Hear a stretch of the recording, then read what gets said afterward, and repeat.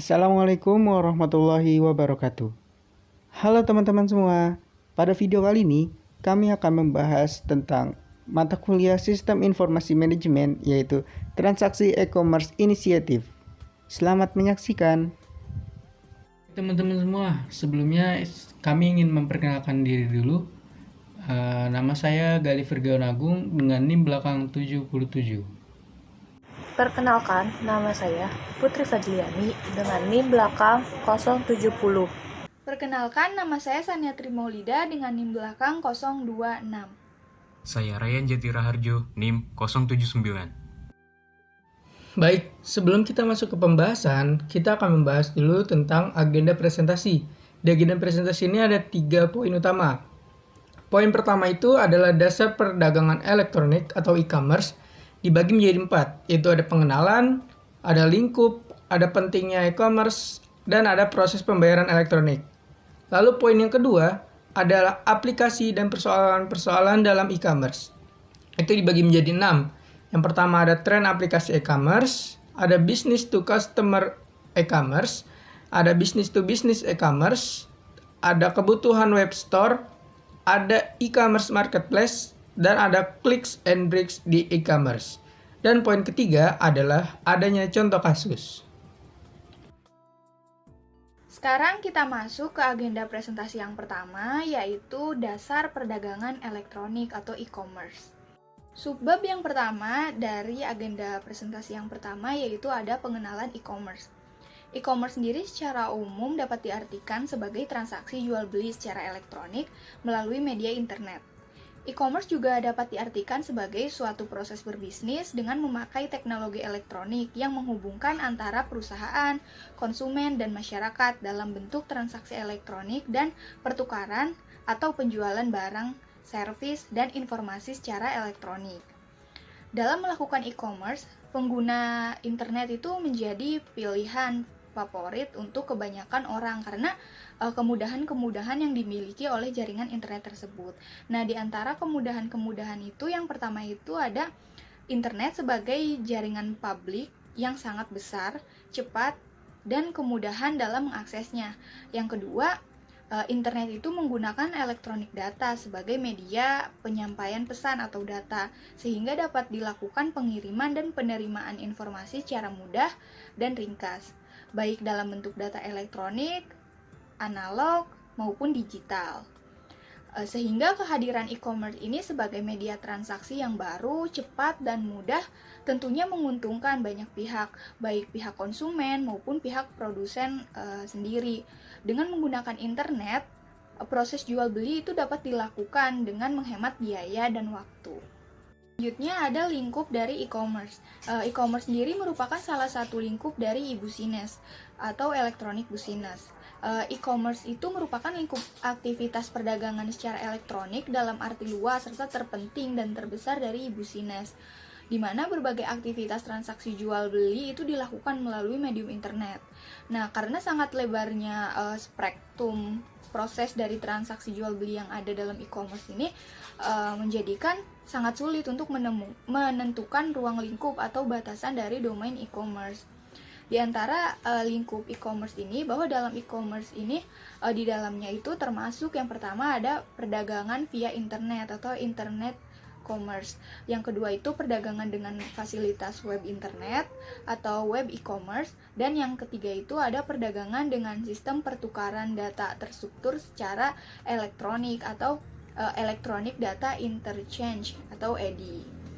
Salah satu cara yang dapat kita gunakan untuk dapat mengerti ya batasan-batasan dari sebuah e-commerce itu adalah dengan mencoba mengkaji dan melihat fenomena bisnis tersebut dari berbagai dimensi e-commerce. Yang pertama itu teknologi kontributor terbesar yang memungkinkan terjadinya e-commerce adalah teknologi informasi. Dalam hal ini perkembangan pesat teknologi komputer dan telekomunikasi. Yang kedua, marketing dan new consumer process dari segi pemasaran. E-commerce itu sering dilihat sebagai sebuah kanal atau cara baru untuk berhubungan dengan pelanggan. Melalui e-commerce ini jangkauan sebuah perusahaan itu menjadi semakin luas. Yang ketiga ada electronic linkage. Dengan adanya e-commerce, maka dua buah divisi dapat bekerja sama secara efisien melalui pertukaran data elektronik. Demikian juga antara dua buah kelompok berbeda, seperti antara kantor pemerintah dengan masyarakatnya, dan lain sebagainya. Yang keempat, informasi value adding. Di dalam e-commerce, bahan baku yang paling penting itu adalah informasi. Sehubungan dengan hal ini, maka proses pertambahan nilai itu menjadi kunci terselenggaranya sebuah mekanisme e-commerce. Dan yang terakhir itu ada service infrastruktur konsep. E-commerce ini ternyata tidak hanya membuahkan mekanisme transaksi jual beli semata, namun ternyata banyak sekali jasa-jasa baru yang diperlukan sebagai sarana pendukung aktivitas jual beli produk tersebut. Kemudian ada pentingnya e-commerce. E-commerce ini sangat penting dalam dunia saat ini karena kita tahu ya saat ini tuh semakin berkembang teknologi yang mendorong semakin berkembang juga jaringan data ya, salah satunya internet. Masyarakat itu umumnya menggunakan teknologi dan internet itu untuk membantu kegiatan mereka sehari-hari ya, salah satunya untuk membeli kebutuhan mereka. Sehingga e-commerce ini menjadi salah satu alat masyarakat luas yang penting untuk memenuhi kebutuhan hidup mereka. Beberapa alasan lain dari pentingnya e-commerce itu, yang pertama itu dengan adanya e-commerce ini pelaku bisnis itu akan lebih mudah memperkenalkan produk ke khalayak ramai tanpa harus mengunjungi mereka satu persatu yang membutuhkan banyak waktu. Yang kedua itu, e-commerce itu sangat menjanjikan efisiensi yang tinggi, juga jangkauan pasar yang lebih luas dari yang dijangkau saat ini. Nah, dengan adanya jangkauan yang lebih luas ini mengindikasikan bahwa kita itu memiliki peluang yang besar untuk dapat meningkatkan angka penjualan yang berimbas pada kenaikan peruntungan. Nah, dengan kehadiran e-commerce atau transaksi digital tersebut itu akan semakin menaikkan minat pembeli untuk membeli barang. Yang ketiga itu, selain menjadi portal e-commerce atau e-shop ya, tidak sekedar portal belanja, tapi menjadi tempat berkumpulnya komunitas dengan membangun basis komunitas. Membangun konsep pasar bukan sekedar tempat jual beli, tapi juga sebagai pusat informasi. Dan yang keempat itu memudahkan penjual dan konsumen. Nah, nama fitur yang ada di dalam e-commerce ini didesain untuk memudahkan penjual dan konsumen. Kemudian, kemudahan tersebut itu seperti adanya informasi barang yang akan dibeli, cara pembayaran, tinjauan penggunaan, dan lain sebagainya. Nah, selain alasan tadi yang sudah saya sebutkan, e-commerce juga penting untuk perbaikan organisasi atau manajemen secara keseluruhan, karena perbaikan itu memberikan 3 manfaat utama. Yang pertama itu perbaikan layanan pelanggan sebelum, selama, dan setelah penjualan. Yang kedua itu ada perbaikan hubungan dengan pemasok dan komunikasi keuangan. Dan yang ketiga itu peningkatan imbal balik ekonomi atas pemegang saham dan investasi pemilik. Nah, manfaat perbaikan ini tuh memberikan kontribusi pada stabilitas keuangan perusahaan dan memungkinkan bersaing dengan lebih baik si perusahaan itu di dalam dunia bisnis yang semakin luas menggunakan teknologi komputer. Selanjutnya ke proses pembayaran elektronik. Adapun cara transaksi pada e-commerce ini secara umum ya, yang pertama itu permintaan pelanggan itu akan dikirim ke pedagang. Kemudian setelah diterima oleh pedagang dan diverifikasi oleh pedagang, pelanggan akan melakukan pembayaran yang kemudian akan masuk ke server pembayaran. Dimana setelah pembayaran selesai, maka pihak pedagang akan mengirimkan barang tersebut. Nah, di antara tahap-tahapan dalam transaksi elektronik melalui e-commerce ini dapat diurutkan sebagai berikut. Yang pertama itu e-customer dan e-merchant atau e-commerce itu bertemu dalam dunia maya melalui server yang disewa dari internet server provider atau ISP oleh e-commerce. Transaksi melalui e-commerce ini disertai dengan term of use dan self term condition atau klausula standar yang pada umumnya e-merchant ini telah meletakkan klausula kesepakatan pada websitenya, sedangkan e-customer jika berminat tinggal memilih tombol accept atau menerima. Yang ketiga itu penerimaan e-commerce melalui mekanisme klik tersebut sebagai perwujudan dari kesepakatan yang tentunya mengikuti pihak e-commerce. Yang keempat, pada saat kedua belah pihak mencapai kesepakatan, kemudian diikuti dengan proses pembayaran yang melibatkan dua bank perantara dari masing-masing pihak, yaitu acquiring merchant bank dan issuing customer bank. Prosedurnya itu e-commerce memerintahkan kepada issuing customer bank untuk dan atas nama e-customer itu melakukan sejumlah pembayaran atas harga barang kepada acquiring merchant bank yang ditunjukkan kepada e-merchant. Nah, langkah yang terakhir atau tahapan yang terakhir itu setelah proses pembayaran selesai, kemudian diikuti dengan proses pemenuhan prestasi oleh pihak e-commerce berupa pengiriman barang sesuai dengan kesepakatan mengenai saat penyerahan dan spesifikasi barang. Sekarang kita masuk ke agenda presentasi yang kedua, yaitu aplikasi dan persoalan-persoalan pada e-commerce. Subbab yang pertama dari agenda presentasi yang kedua yaitu ada tren aplikasi e-commerce. Nah, tren aplikasi e-commerce ini digunakan secara online dengan menggunakan web atau situs-situs yang tersedia seperti www.amazon.com, www.ebay.com, www.shopping.com, dan lain sebagainya. Nah, situs-situs tersebut itu biasanya akan diupdate secara terus-menerus. Misalnya itu yang pertama, produk-produk baru itu akan ditambahkan pada katalog. Yang kedua itu daftar harga-harganya akan disesuaikan dengan kondisi sekarang. Dan yang ketiga itu iklan dan promosi baru itu akan dipublikasikan secara terus-menerus. Nah, setiap perubahan itu harus melalui testing sebagaimana pada tahap instalasi. Nah, di antara yang menjadi tren dari e-commerce ini adalah penggunaan portal e-commerce yang menyediakan berbagai katalog, proses jual beli, dan pasar lelang untuk para pelanggan dari bidang bisnis dan atau lalu lintas industri. Tren apli e-commerce itu ada 4. Yang pertama ada Google berubah menjadi online marketplace atau pasar online. Yang kedua, konsumen berbelanja melalui media sosial. Yang ketiga, opsi pembayaran fleksibel untuk pembelian pasar. Dan yang keempat, AR and VR lebih sering ditemukan. Business to consumer e-commerce itu jenis ini adalah jenis bisnis yang dilakukan antara pelaku bisnis dengan konsumen, seperti antara produsen yang menjual dan menawarkan produknya ke konsumen umum secara online.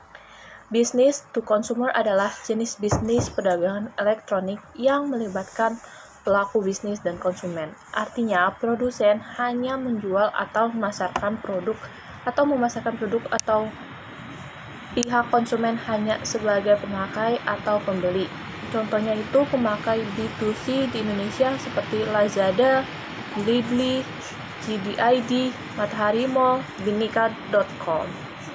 Karakter B2C itu yang pertama ada pendekatan klien atau server sering digunakan di mana diambil asumsi klien atau konsumer menggunakan sistem yang minimal dan berbasis web dan processing atau bisnis prosedur diletakkan di sisi server.